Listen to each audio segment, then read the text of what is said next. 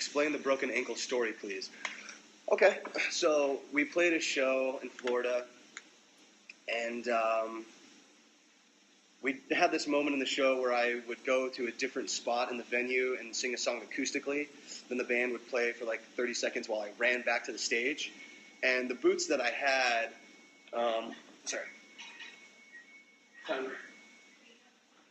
the boots that I had were really loose and I didn't tie them well enough. And I had to run down these stairs down an amphitheater to get back to the stage and run around the parking lot to get through the stage. And as I'm running down the steps, I'm running, my foot just goes, and my leg went straight down and my foot just kind of cut into it like this. And I pulled it up real fast and was like, holy shit. And I felt the shooting pain and I knew something bad had just happened. And so I hobbled along. I kept hopping, jumping on my fucking foot just because, like, whatever. I didn't realize what had happened. Ran to the stage, and as I'm trying to get to stage, I collapse, and I can't even walk anymore. I'm just like, holy shit, that was scary. I couldn't control it. And once I got to the stage, I was just like climbing up it like this on my hands and knees, and it was terrifying because I didn't know what had happened. So I got up to the stage and got back to the mic, and I think that there's a video out there once I get back up to the microphone in front of stage, and when I took my boot off just to see what had happened, because I was just limping on it, and I didn't know what had happened, I hadn't seen it. It was throbbing, it was killing me.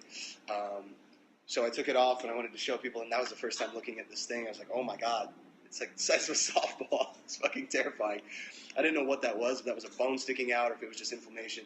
Turns out, yeah, it just swole up real big, and that because I had twisted my ankle in the past, this is what the doctor said after the hospital, because I had twisted my ankle in the past, it had calloused up some of the muscle tissue, so it would have broken if I hadn't had all this calloused, scarred up tissue around my ankle. He said, have you broken your ankle before?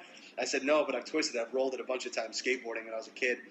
And he said, that probably saved your ankle from being actually broken and snapped. You were the closest to snapping your ankle in two pieces. It's two separate pieces, but yeah, it actually worked out. It was okay, and I just had to wear this like shitty brace for the rest of the tour, basically, until I got home. And I still wore this little brace when I slept, so that was brutal. Yeah, it was really bad.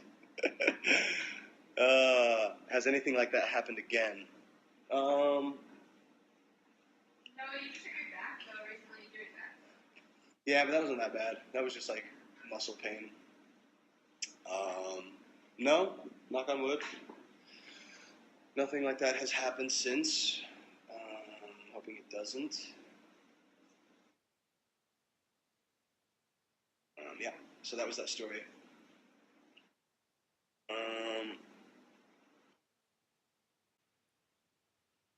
Did you have anxiety while you were in school? Of course. It was really bad when I was a little kid.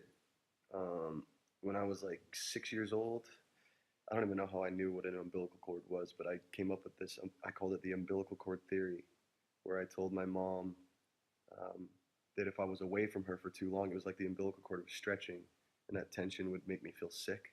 So I would get these like crazy stomach aches from stress and anxiety. I would later learn, but I called it the umbilical cord theory. I was like, oh, my umbilical cord, it's the umbilical cord, Mom.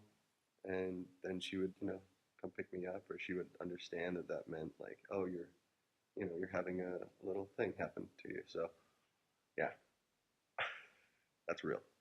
That's real shit. Have I ever fallen in public? Oh my God. One time I was skateboarding. Here's the big mistake. I skateboarded down to my dentist appointment, and I had to get a root canal. So they were going to have to knock me out a little bit, like make me a little bit, not knock me out unconscious, but they had to like make my whole face numb. So after I got my root canal, I was leaving, and I'm like, I can't feel my face, like, at all. And they're like, are you okay? I'm like, yeah, I'm fine. And it's like walking out kind of like dizzy, a little bit woozy. And I start to skate down the road, and I'm doing fine. And then I make it up about 3 blocks, because we were like 12 blocks away, so I was just going to skate 12 blocks. So I started skating back up to our old house, and I was crossing the street, and it was on the crosswalk.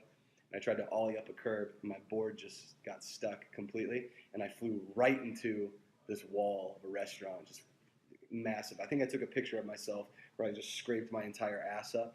Yeah, it just smashed into the wall really bad.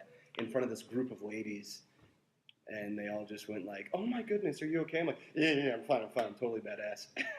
And I just fell. That was really bad. So that's something you guys didn't know about me, but you did because you saw the pictures of me falling.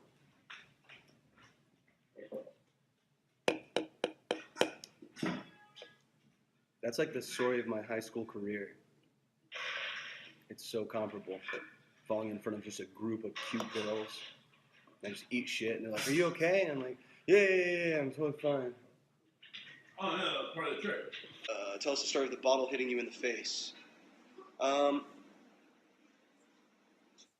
this was 2006. It was our first time playing Reading and Leeds. We were so fucking excited. We were playing at like 2 in the afternoon, which is like one of the earliest slots during the day. So we get up there, and we had heard horror stories about bottling, why like that's a thing in England, and we just thought, wow, that's really disrespectful. That's really shitty. Not knowing, what it all meant. And we get up on stage, we start our song.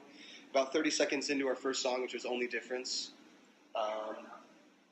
bottles are flying at us. And later they would tell us that it's because, like, you have to pay your dues, see how you do with bottling. And I'm like, that's the dumbest thing I've ever heard. Yeah. It's like, pay your dues. Like, how do you take it? Oh, it's just good fun, mate. It's just good fucking fun. So we're like, on stage, 30 seconds in, I realized that John and Ryan at the time, they couldn't swat it away because they're playing bass and guitar respectively, so they couldn't swat the bottles away, so they're trying to dodge them. So I'm running back and forth on stage doing my damnedest to fucking swat them away from them, to protect them, treating it like a game. And I'm trying to swat them away, and a couple almost clipped John in the face, almost clipped Ryan's guitar in the face. So I'm trying to do my best to protect my homies. And before I knew it, I had swatted one away from one of them, and I turned back around, and at that moment it was just a perfect clusterfuck of just the wrong chemistry. And a full bottle, like hard, I don't know what it was, but there was a harder plastic in the UK for some reason. It was this thick plastic full soda bottle, I think unopened, so it was just solid, and it just hit me right in the temple. All I remember is just, I don't even remember like getting hit. It just kind of went white and then black, and I watched the video and I collapsed, and I think I was out for a couple minutes. And then when I came to, our tour manager at that time, his name was JP, he was a really sweet British guy. He was on the side of me, and I looked kind of above me like this, and Zach's above me, and he's like, "Are you okay? Are you okay?" I'm like, "What the fuck just happened?" He's like, "You just got, knocked out." And I was like, "Holy fuck, okay." I go up to the back of the stage, and the band is off stage. And I asked him, like, "What happened? Like, how long was I out? Do we still have time to play?" I was freaking out. I was like, well, this is our first time. We have to finish our set. Like, was I out there? Like, oh, it's only been a couple minutes. Like, maybe one song has to be cut. I'm like, okay, good. Let's go back out there and fucking finish the set. And they were really just furiously mad.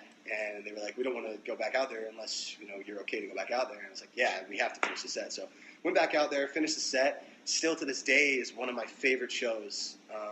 Mostly because I was just like, you know what? Fuck you guys. You're not going to take away my set time. Just knocking me out, like, unless I was out for the whole show where I just couldn't have played because we ran out of time, then that would have sucked. But there's no way I'm just going to give up. Like, we fucking flew to England. We flew to the grayest sky country in the world. Come on. I want to make it worthwhile. People came to see us at that concert. I'm not going to, like, tell them to fuck off. So it worked out. But, like, still to this day, I love it, Reading and Leeds, oh, my God, I'm so excited this year, too. It's going to be awesome. Either way, it's just fun. That was a good time. I'm glad it didn't damage my memory. I remember everything except being knocked out and, like, when I was asleep, apparently. But when I came to, everything's clear. I still remember all that stuff. So I think I'm incredibly lucky. But, it's also just a full soda bottle. It wasn't like a keg of beer that was hitting me in the head. It wasn't going to, like, kill me. You know what I mean? I mean, I guess technically it could have if it hit me hard enough, but I was okay. I woke up and I cried. I did. First thing that I saw, I rolled over. I woke up. I rolled over because I was sleeping on my phone. So I opened it up to Twitter and I saw all the marriage equality posts, and that made me happy. Choked up. Getting fucking choked up this morning. Even talking about it now, I'm starting to get a little choked up. So, yeah. It's pretty amazing. It's a good day. Really, really good day. Like it. Makes me even happier now. I got samples to work with. I got some new stuff that I can throw into the mix. It's gonna be great. Oh.